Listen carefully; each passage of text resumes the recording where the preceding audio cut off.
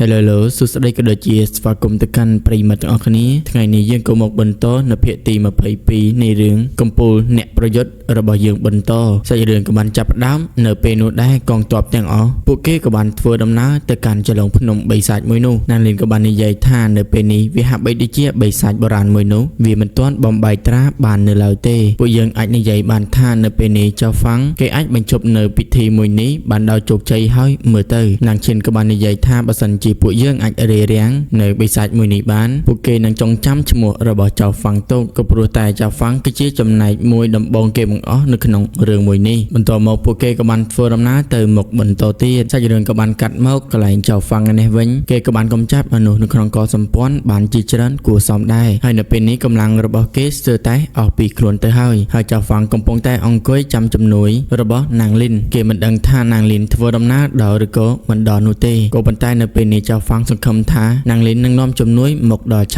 ាប់នេះនៅពេលដែលចៅហ្វាំងកំពុងតែអង្គុយនោះគ្រូសល់ម្នាក់នោះក៏បានដើរមកគ្រូគាត់ក៏បាននិយាយឌឺដងទៅកាន់ចៅហ្វាំងអល់អរ៉ានៅពេលនេះកម្លាំងអញក៏បានអស់ហើយមុននេះអញរួចផុតពីសេចក្តីស្លាប់គឺដោយសារចៅហ្វាំងគឺពឹងផ្អែកទៅលើកងទ័ពស្រមោចទាំងនោះក៏ប៉ុន្តែនៅពេលនេះគ្រូគាត់គឺមិនឲ្យចៅហ្វាំងរួចផុតជីវិតជាលើកទី2ឡើយហើយចៅហ្វាំងគេមិនខ្លាចនោះទេបើសិនជាព្រឹទ្ធាចារ្យមានសមត្ថភាពព្រឹទ្ធាចារ្យអាចចូលមកចោះខណៈពេលនោះដែរអ្នកទាំងពីរក៏បានបញ្ចេញនៅវេទមន្តរៀងខ្លួនចៅហ្វាំងក៏បានបញ្ចេញនៅកងទ័ពស្រមោចរបស់គេវិប្រហារមកលើគ្រូសល់ម្នាក់នោះខណៈពេលនោះគ្រូសល់ម្នាក់នោះក៏បានប្រើនៅវេទមន្តរបស់គាត់វេទមន្តរបស់គ្រូសល់ម្នាក់នោះក៏បានកំទេចកងទ័ពស្រមោចរបស់ចៅហ្វាំងឲ្យខ្ទេចទៅហើយគាត់ក៏បានប្រើនៅយុទ្ធសាស្ត្ររបស់គាត់វិប្រហារមកលើចៅហ្វាំងបន្តទៀតខណៈពេលនោះដែរចៅហ្វាំងមិនប្រយ័ត្នក៏បានត្រូវគ្រូសល់ម្នាក់នោះដាក់រូគេមកវេទមន្តធ្វើឲ្យចៅហ្វាំងប៉ាំងពីកន្លែងចង់20ម៉ែត្រទៅហើយនៅពេលនេះចៅហ្វាំងខឹងខ្លាំងមែនទែនដោយសារគ្រូសល់ម្នាក់នោះក៏បានកំទេចនៅកងទ័ពស្រមោចរបស់គេឲ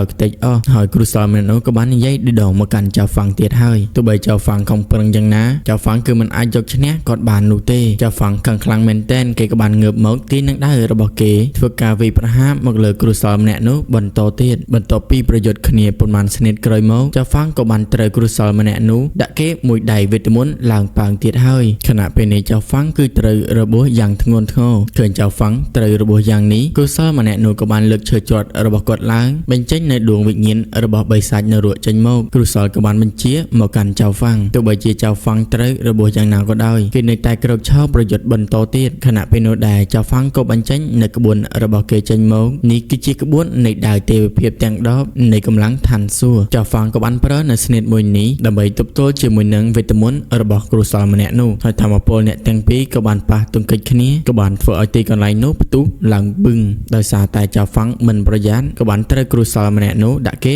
ឡើងប៉ាងទៀតហើយតេតឹងជាមួយនឹងសមត្ថភាពរវាងគ្រូសល់ម្នាក់នោះនិងចៅហ្វាំងគឺវាប្រៀបដូចជាពពកនិងភក់អញ្ចឹងគ្រូសល់ម្នាក់នោះក៏បាននិយាយថាទោះបីជាគាត់ឈរឲ្យចៅហ្វាំងវាយក៏ដោយចៅហ្វាំងក៏មិនអាចយកឈ្នះគាត់បានដែរចៅហ្វាំងក៏បានងើបឈរឡើងខណៈពេលនេះកម្លាំងរបស់គេក៏បានអស់ពីខ្លួនទៅហើយគ្រូសល់ក៏បាននិយាយថាមិនចាំបាច់បារម្ភនោះទេព្រោះគាត់គឺមិនងាយសម្លាប់ចៅហ្វាំងឡើយគាត់នឹងឃុំព្រលឹងរបស់ចៅហ្វាំងទុកហើយធ្វើទារុណកម្មធ្វើឲ្យចៅហ្វាំងឈឺចាប់បំផុតរហូតដល់ស្លាប់បន្ទាប់មកគ្រូសល់ម្នាក់នោះក៏បានធ្វើការទាញព្រលឹងរបស់ចៅហ្វាំងចេញមកហើយចៅហ្វាំងគេពិតជាភ័យខ្លាចមែនទែនតើរូគេអាចស្លាប់នៅទីនេះតាមមែនទេហើយគ្រូសល់ម្នាក់នោះនៅតែប្រើវេទមន្តរបស់គាត់ទាញយកនៅព្រលឹងរបស់ចៅហ្វាំងជាបន្តទៀតខណៈពេលនោះដែរក៏មានដាវមួយក៏មកត្រូវឈើជាត់របស់គ្រូសល់ម្នាក់នោះក៏បានធ្វើឲ្យគ្រូសល់ម្នាក់នោះមិនអាចយកព្រលឹងរបស់ចៅហ្វាំងបានហើយគ្រូសល់ម្នាក់នោះពិតជាឆ្ងល់ខ្លាំងមែនទែនតែនេះជាធ្វើដៃរបស់អ្នកណាដែរគ្រូសល់ម្នាក់នោះក៏បានកលែងទៅខាងមុខរូគេក៏បានឃើញកងទ័ពរបស់នាងកុងឈីងជាច្រើនកំពុងតែធ្វើដំណើរសម្ដៅ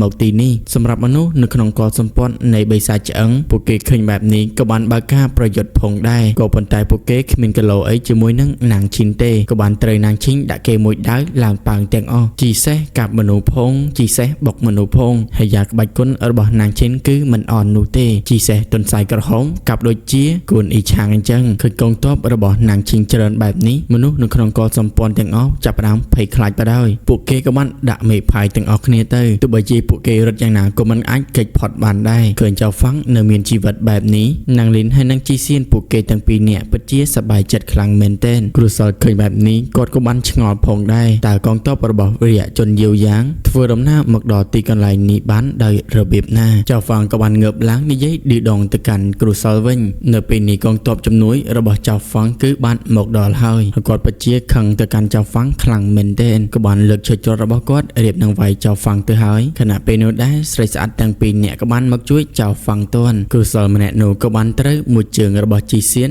ប៉ើងទៅបាត់ទៅខណៈពេលនោះដែរជើងខ្លាំងទាំង3នាក់ក៏បានសម្រាប់ខ្លួនចុះមកនិយាយទៅកាន់គ្រូសលថាតើព្រមចោះចាញ់ហើយឬនៅហើយគ្រូសលម្នាក់នេះគាត់ពិតជាខឹងខ្លាំងមែនទែននៅពេលដែលពួកគេមកបំផ្លាញពិធីរបស់គាត់បន្ទាប់ពីនិយាយហើយគាត់ក៏បានសម្រាប់ខ្លួនហោះឡើងទៅលើនាងឈិនហើយនឹងព្រឹទ្ធាចារ្យជូសុនឃើញបែបនេះពួកគាត់ទាំងពីរនាក់ក៏បានសម្រាប់ខ្លួនហោះទៅតាមហើយអ្នកទាំង3ហោះទៅវិញទៅមកបុកគ្នាដូចជាកម្មជ្រួចអញ្ចឹងក៏លេចមកមើលចៅហ្វាំងនេះវិញក៏បានត្រូវរបួសចៅហ្វាំងស្ទើរតែក្អួតចេញឈាមទៅហើយស្រីស្អាតទាំងពីរនាក់ក៏បានបារម្ភពីចៅហ្វាំងផងដែរហើយនាងលីណាវិញពិតជាឆ្ងល់ខ្លាំងមែនទែនតើជីសៀនស្គាល់ចៅហ្វាំងបានដោយរបៀបណាជីសៀននេះរៀបហ្នឹងនិយាយទៅហើយចៅហ្វាំងក៏បានមកខាត់ទាន់ហើយតែគេប្រុសស្អាតគឺមានស្រីស្រឡាញ់ច្រើនពិតមែននៅពេលនេះពួកយើងដោះស្រាយរឿងទាំងនេះសិនទៅបន្ទាប់ពីដោះស្រាយរួចហើយចាំនិយាយរឿងទាំងអស់នេះនៅពេលក្រោយនាងលីនក៏បានសំឡឹងទៅកាន់កែវភ្នែកចៅហ្វាំងបន្តិចនាងក៏បានយល់ព្រមហើយសម្រាប់ខ្លួនចេញពីទីនោះទៅហើយសងទាំងពីរនាក់ក៏បានទៅជួយទាំងពីរនាក់ទៀតនៅពេលនោះដែរចៅហ្វាំងក៏បានសួរទៅជីងសៀនថាហេតុអ្វីបានជានៅទីនេះតើជីងសៀនបារម្ភពីខ្ញុំមែនជីងសៀននាងក៏បានប្រាប់ទៅកាន់ចៅហ្វាំងវិញថា